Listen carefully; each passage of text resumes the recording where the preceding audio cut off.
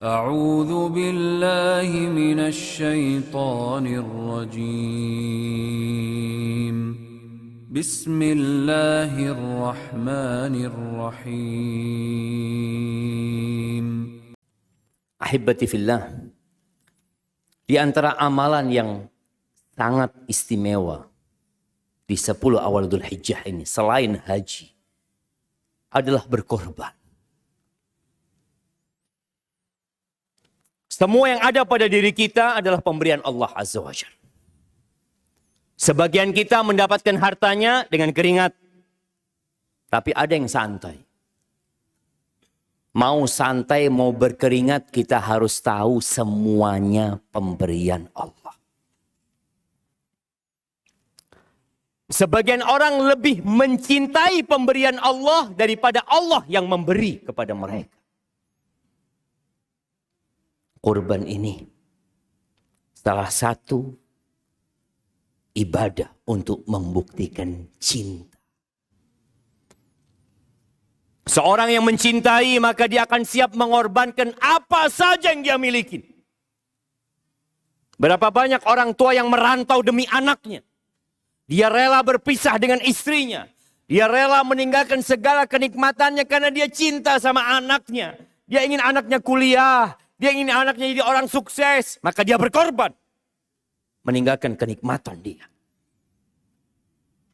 Dan sekarang, maukah kita berkorban? Menyembelih anak-anak kita? Tidak ada. Tapi Allah Azza wa Jalla menguji Nabi Ibrahim. Untuk membuktikan cintanya kepada Allah Azza wa Jalla. Dengan diperintahkan menyembelih putranya. Nabi Ibrahim sampai umur 86 tahun gak punya anaknya. Setelah umur 86 tahun punya anak pertama. Yang beliau terus berdoa, Rabbi habli minas salihin. Rabbi habli minas salihin. Dikasih sama Allah anak yang soleh. Ketika anak itu lahir, gak boleh Nabi Ibrahim lama-lama melihat anaknya. Anak dan istrinya diletakkan di Mekah sana. Beliau ada di Palestina sana. Setelah anaknya remaja, Nabi Ibrahim datang ke Mekah untuk melihat kondisi keluarganya. Tapi ternyata masih harus ada pembuktian lainnya kepada Allah Azza wa Jalla atas cinta Nabi Ibrahim kepadanya.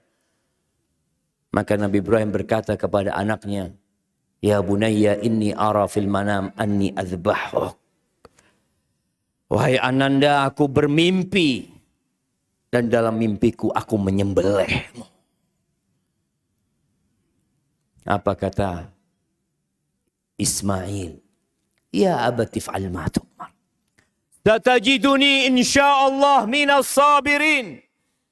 Bayangkan kalau antum disuruh mengorbankan anak antum. Nabi Ibrahim berangkat bersama Ismail. Ismail mengatakan, laksanakan perintah Tuhanmu kepadamu ya ayahku. Engkau insya Allah mendapati aku termasuk orang-orang yang sabar. Nabi Ibrahim mengambil pisau itu jemaah. Diletakkan Ismail. Dan pisau itu ditaruh di lehernya. Bukan pura-pura Nabi Ibrahim menyembelih. Tapi benar-benar diletakkan di lehernya. Tapi ternyata pisau itu tidak bisa memotong leher Ismail.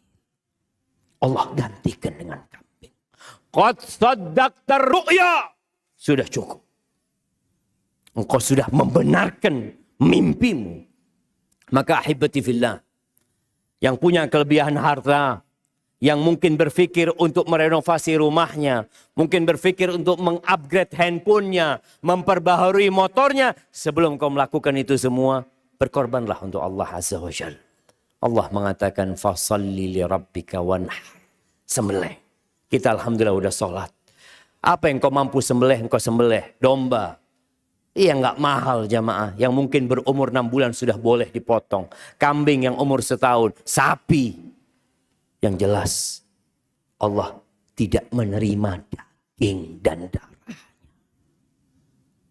La yanalallah luhumuha wala dima'uha. Dagingnya itu gak sampai kepada Allah. darahnya juga nggak sampai kepada Allah. Terus apa yang sampai kepada Allah? Walakin yanaluhu taqwa minkum. Kembali kepada wasiat pertama. Yang sampai kepada Allah ketakwaan kalian. Ketakwaan kalian. Nabi Ibrahim tidak jadi menyembelih Ismail. Ismail tidak mati. Yang sampai kepada Allah ketakwaan Nabi Ibrahim. Maka kita yang hendak berkorban, ingat. Jaga niat. Yang sampai kepada Allah bukan besarnya dombamu. Beratnya sapimu. Tapi kebenaran takwamu kepada Allah Azza wa Jalla. Lalu Ibnu Jauzi berdoa, Allahumma in adzabtani ghadar. Ya Allah, kalau kau besok mengazab aku, jangan kau kasih tahu orang-orang itu.